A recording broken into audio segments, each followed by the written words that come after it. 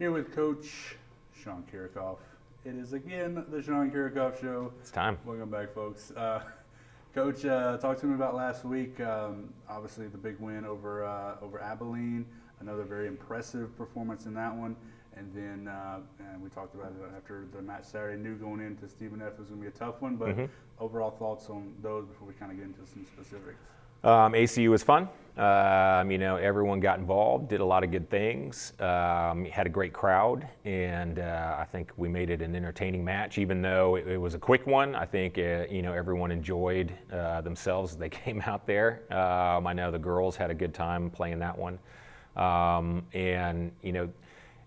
ACU can do a lot of good things, and so I think it was really impressive on what we were able to do to be able to make that the match that it ended up being. But in an SFA, it came out, played great. Another great crowd. We were really happy with the turnout there. And first set was good, second set was really good. And then their consistency, kind of took over in 3 and 4. We forced them to make a sub that they had not been doing, at least in conference play, and that gave, that little wrinkle, that change that we were trying to figure out, gave everybody else enough time to be able to kind of settle down for SFA, and then they just started rolling, and they were good. But, they're ranked 27th in the coaches poll and mid-30s in RPI, and, I think it was a good showing on our part. So getting into some specifics from the matches, but first, I want to kind of take a couple of minutes and talk a little bit about Hannah, because she had a incredible week. And you said after the match on Thursday, bonkers kind of numbers, which they were. 24 kills in that one, 600 hitting percentage, 20 kills against Stephen F. First time anybody in the Southlands had over 15 against Stephen F. In a single match. And we've talked about it several times, but what does she mean to this team as far as offense? And obviously she played well defensively too, with a lot of digs and stuff throughout the weekend. She's been, our rock, pretty much all season. Definitely offensively, but then she keeps improving on a daily basis in service eve and passing, and then defense as well. So, there's not a part of the game that she doesn't affect. We're lucky enough to have 2 outsides that can do that.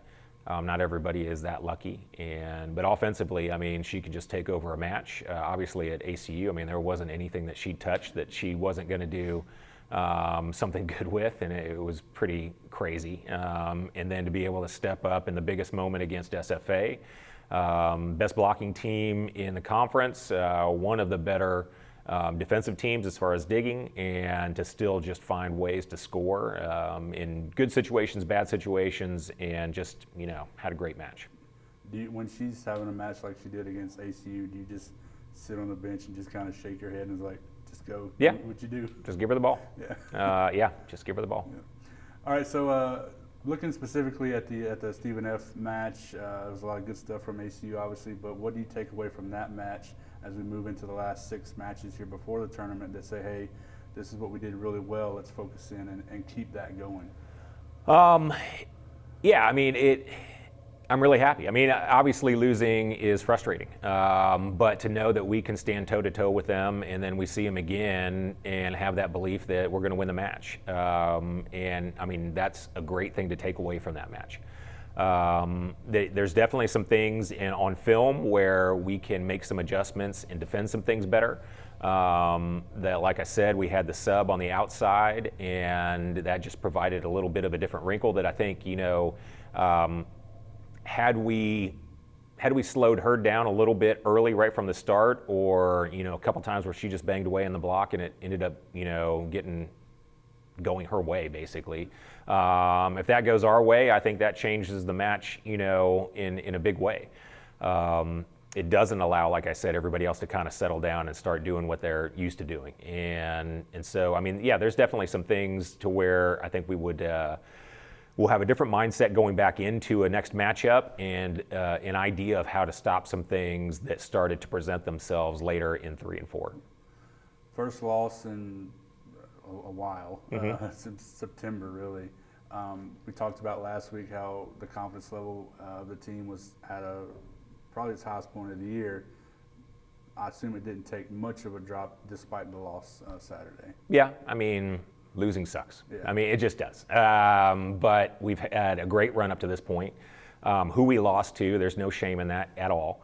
But there's always that risk of a hangover. There's a risk of a hangover if we beat SFA, of turning around and not showing up in the next match. And the same thing is, if you're stuck thinking about that last match on Saturday and going into Thursday because of the loss, you can go out and be just a little bit sluggish. So that's just our goal here in this week of practice, to get back into it and to work on a few specific things, to focus on the next two opponents, and to go out there and just get back on a roll again.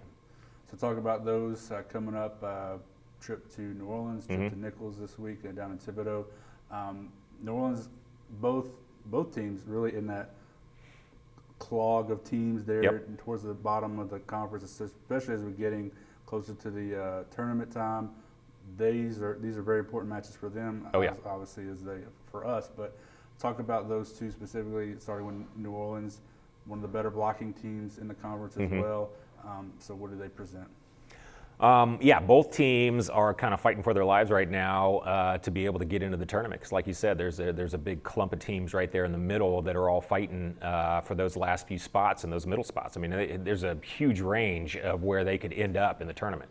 UNO was playing great in the first half of conference. They've had some injuries that have affected them, so on a night-to-night basis, it's hard to tell who's going to be coming back and what kind of team you're going to be able to see. So that's an interesting thing.